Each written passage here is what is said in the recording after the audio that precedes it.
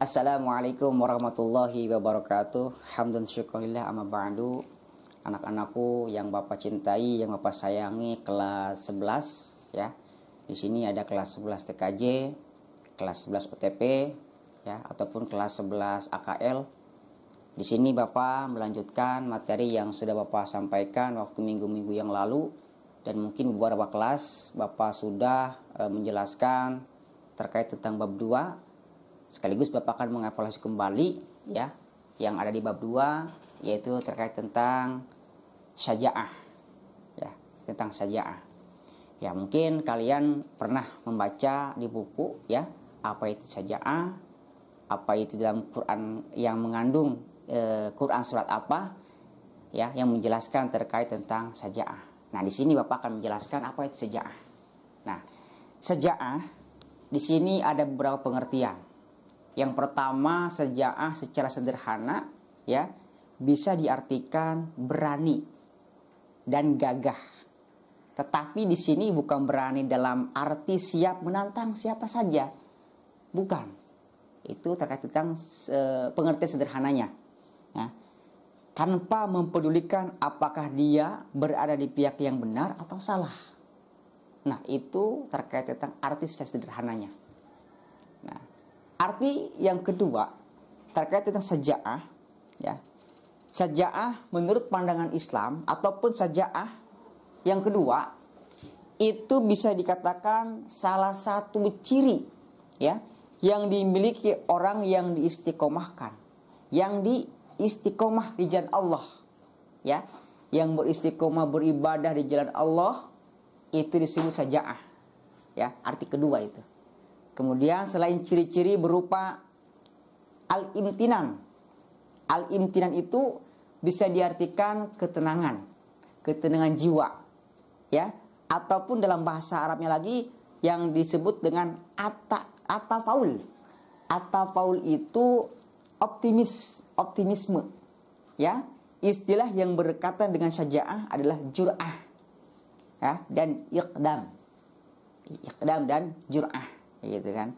Nah, syaja'ah sifat pertengahan ya antara jub'an, penakut ya, penakut, dan taur, brutal, tanpa perhitungan kayak gitu. Itu dalam arti yang kedua. Bapak gimana kalau seandainya itu menurut pandangan Islam saja itu agak gimana? Nah, di sini ada pandangan Islam, yaitu syaja'ah berani ya, tidaklah ditentukan oleh kekuatan fisik, akan tetapi oleh kekuatan hati dan kebersihan jiwa. Nah, sebagaimana sabda Rasulullah SAW yang sudah tercantum dalam sebuah hadis ya, yang diriwayatkan oleh Imam Bukhari Muslim, yang bisa dikatakan dengan muttafaq alaih. Muttafaq alaih itu bisa dikatakan Bukhari Muslim. Ya. Di sini ada hadis, Bismillahirrahmanirrahim. An Abi Hurairah radhiyallahu an qala Rasulullah sallallahu alaihi wasallam laisa syadidu bil sur'ati innamas syadidu alladhi yamliku nafsahu 'indal ghadab. Muttafaq alaih. Nah, artinya dari Abi Hurairah radhiyallahu an berkata, Rasulullah sallallahu alaihi wasallam bersabda, bukanlah yang dinamakan pemberani itu orang yang kuat bergulat. Sesungguhnya pemberani itu ialah orang yang sanggup menguasai dirinya ketika marah, yang sanggup menguasai dirinya ketika dia itu emosi. Jadi merendamkan emosi ketika kita marah. Nah, itu bisa dikatakan syaja'ah. Menurut pandangan Islam, menurut yaitu hadis tersebut ya, ketika kita marah nih, kita marah, posisi kita marah itu gak ingat apa-apa. Nah, ketika kita marah, terus kita ada sedikit bisa memperbaiki amarah tersebut, bisa terkendali marah tersebut. Yang tadinya kita marah, kita sadar diri, oh iya marah itu gak baik, emosi itu gak baik. Nah, pandangan Islam ini seperti ini, bisa dikatakan yang namanya syaja'ah ya. Jadi posisi kita ketika marah, marahnya nggak jadi. Jadi terendam marahnya, ya. Yang tadinya kencang marahnya, jadi dia rendah kembali. Ya, itu bisa dikatakan syaja'ah menurut pandangan Islam. Nah, itu terkait tentang pengertian syaja'ah. Yang selanjutnya, nah, apa saja sih bentuk-bentuk sikap syaja'ah? Nah, bentuk-bentuknya di sini, yang pertama, bentuk-bentuk sikap syaja'ah yang pertama adalah keberanian berjuang di jalan Allah. Kita berani, ya, berani berjuang di jalan Allah, ya. Jadi seorang muslim harus berani maju, ya, untuk berjuang di jalan Allah, jihad fisabilillah, ya, membela kebenaran, memusnahkan kebatilan, ya. Banyak sekali kisah teladan dan para sahabat, ya, dan para sahabat Rasul generasi pertama umat Islam, ya, yang dapat diambil, mereka sangat pemberani, ya, tidak cinta dunia dan lebih mencintai kehidupan akhirat. Ketika perintah berjuang datang karena umat Islam semakin tertindas, mereka menyambutnya dengan semangat tinggi. Perintah tersebut terdapat dalam Quran surat Al-Anfal, yaitu ayat 15 sampai 16. Insyaallah di sini akan Bapak bacakan terlebih dahulu Quran surat Al-Anfal ayat 15 dan ayat 16. A'udzu billahi minasy syaithanir rajim. Bismillahirrahmanirrahim. Ya ayyuhalladzina amanu idza laqitumul ladzina kafaru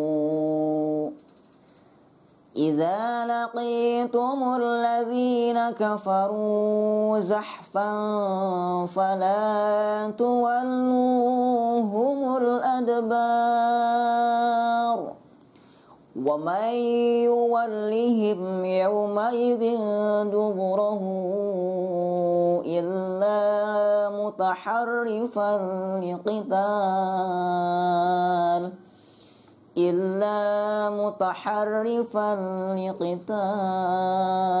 أو متحيزا إلى فئة فقد باء بغضب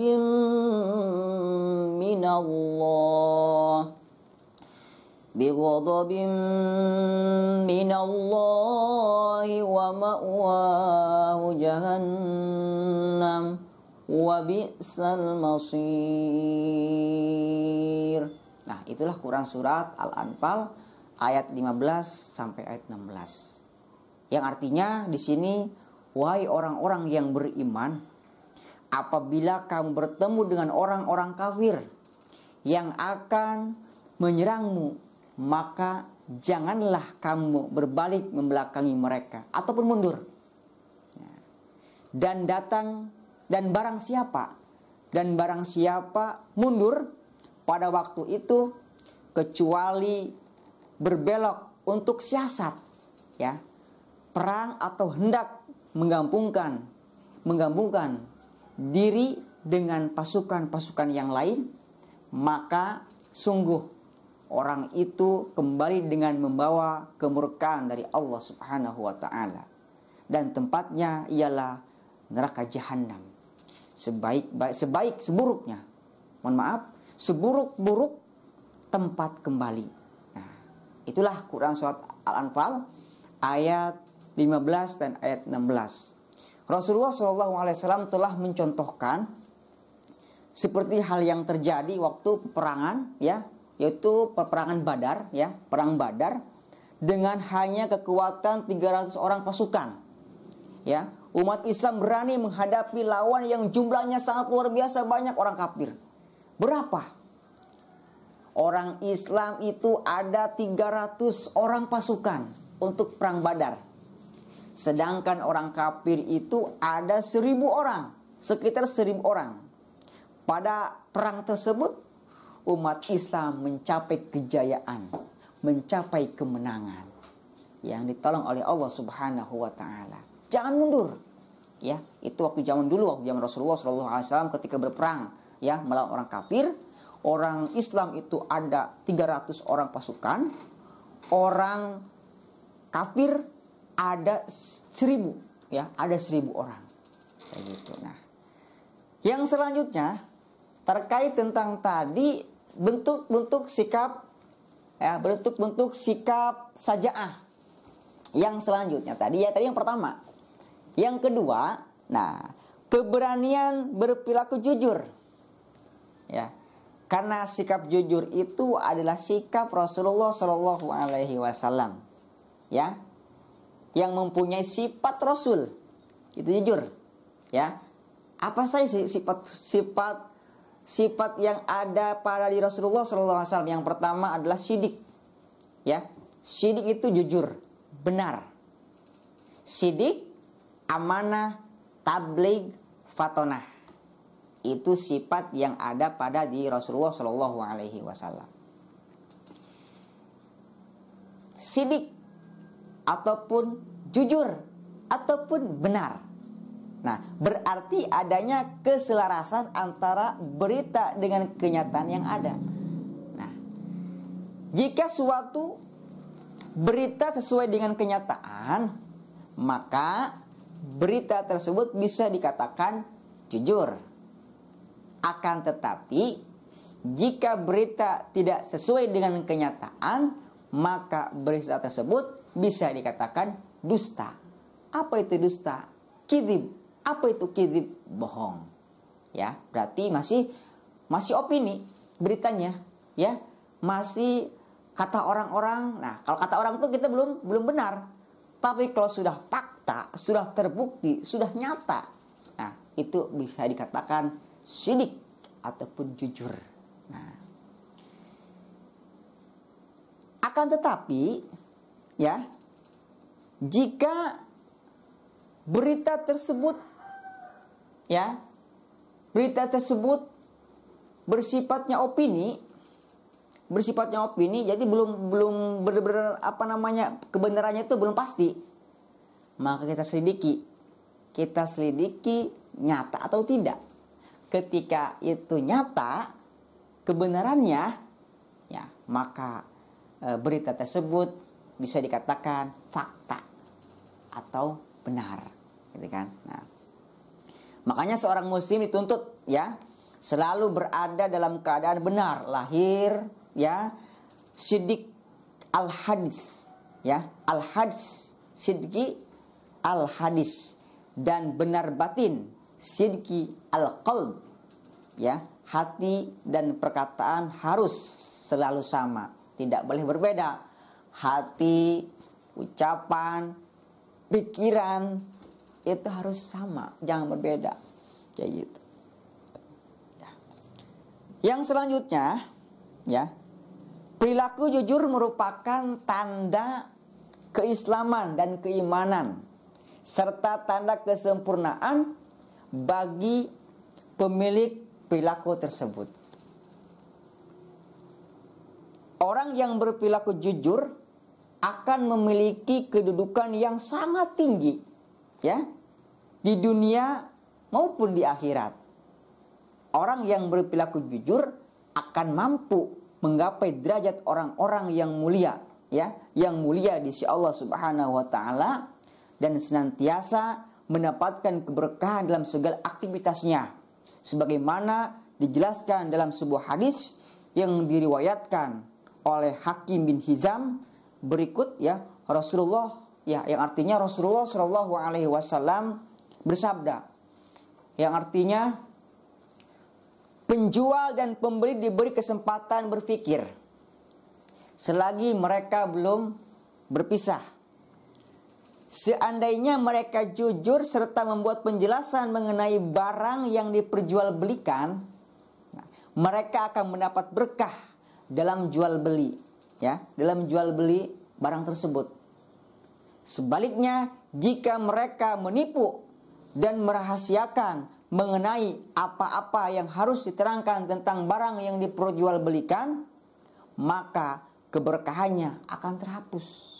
walaupun hanya berapa persen menipu. Contohnya ya, kita jual kain, jual baju, jual sarung, ataupun jual barang yang lain. Ketika kita memperjualkan barang, ada pembeli, ya, konsumen lah. Kita sebagai pedagang, sebagai produsen, mungkin kita menawarkan barang, ya. Barang mungkin kain, baju, ataupun sarung, menawarkan kepada konsumen. Kata konsumen, ini barang bagus tidak? Nah, ketika kita jujur bahwasanya ini barang bagus, ya, barang bagus, langsung ini dicetak, ya, dari tempat yang bagus, kualitasnya bagus. Kalau bagus, kita ucapkan bagus kepada konsumen. Akan tetapi jikalau ada barang tersebut mungkin ada yang jelek lah, entah itu sarungnya itu tenunnya ada yang patah, ataupun ada yang bolong kainnya. Kalau kita punya rasa tanggung jawab sebagai produsen, sebagai penjual, ya, kalau kita ini tidak jujur, otomatis, ya, keberkahan itu walaupun hanya setitik bolong yang ada di kain itu tidak berkah, ya, tidak berkah, kayak gitu. Dan bahkan ketika ditawar juga, contohnya sarung ini harganya, contohnya sarung BHS. Sarung BHS paling murah itu kurang lebih 500.000 atau 400.000. Ya, dari sananya itu kurang lebih 400. Kita jual, ya, kita jual dengan harga 450. Kalau barangnya 400 berarti kita jual 450. Nah, ditawar kembali sama konsumen 435 ataupun 440.000. Nah, itu kan kita masih ada untung tuh 40.000. Nah, ketika konsumen berinteraksi dengan penjual, mau membeli barang tersebut, Pak, ini saya beli sarung BHS harga 440, gimana ini? Wah, nggak dapet dari sananya juga. Dia bilang nggak dapet dari sananya juga, padahal harganya 400.000.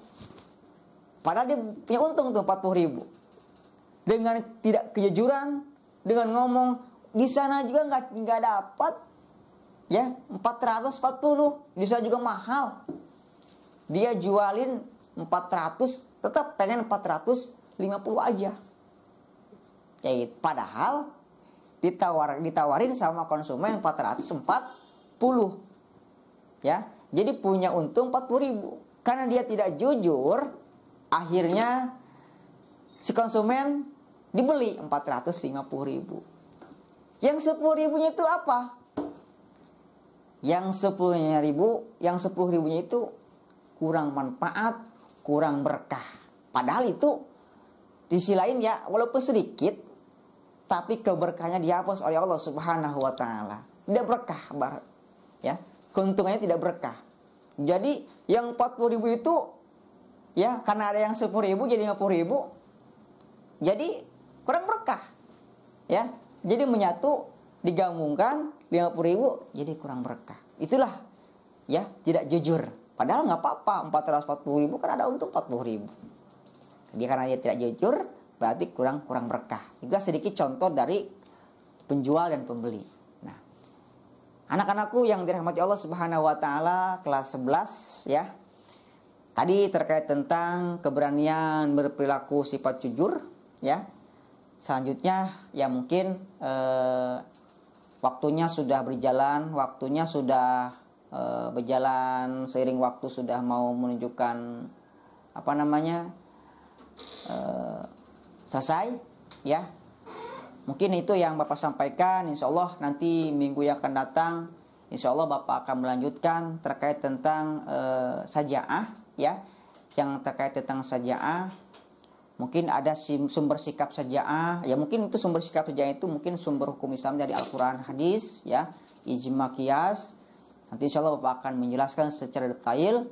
Ya, mungkin hanya itu terkait tentang pengertian saja'ah, terkait tentang Quran, menjelaskan tentang saja'ah, hadis terkait tentang saja'ah apa saja. Tadi Bapak sudah jelaskan contoh-contoh saja'ah di dalam jual beli kayak gimana gitu kan. Kejujuran kita harus diterapkan dalam pembeli dan penjual gimana gitu kan.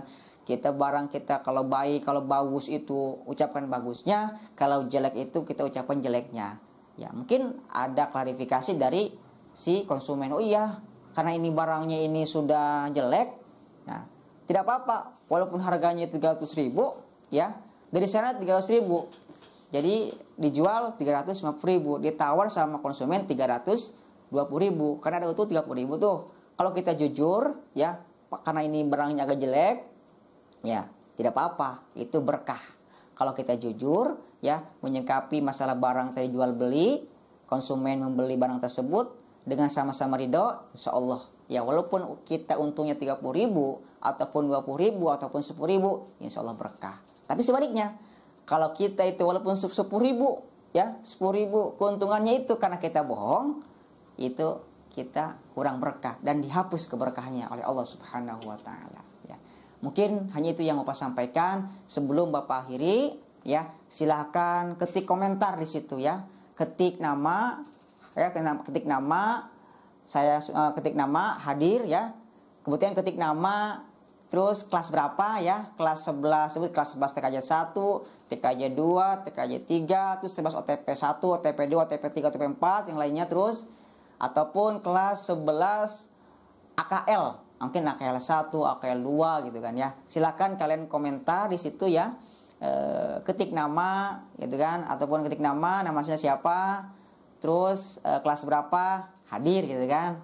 Itu. Kalau ada pertanyaan-pertanyaan silakan kalian komentar di situ untuk bertanya, silakan nanti insya Allah Bapak akan jawab mungkin di dalam komentar tersebut ya. Mungkin hanya itu yang Bapak sampaikan, kurang lebihnya Bapak mohon maaf. Mudah-mudahan apa saja yang Bapak sampaikan bermanfaat bagi kalian semuanya. Kalau ada perkataan yang benar itu datang dari Allah Subhanahu wa taala. Jika ada perkataan yang salah itu datang dari Bapak sendiri. Mungkin Bapak akhiri, wallahul muwaffiq ila aqwamit thoriq. Wassalamualaikum warahmatullahi wabarakatuh.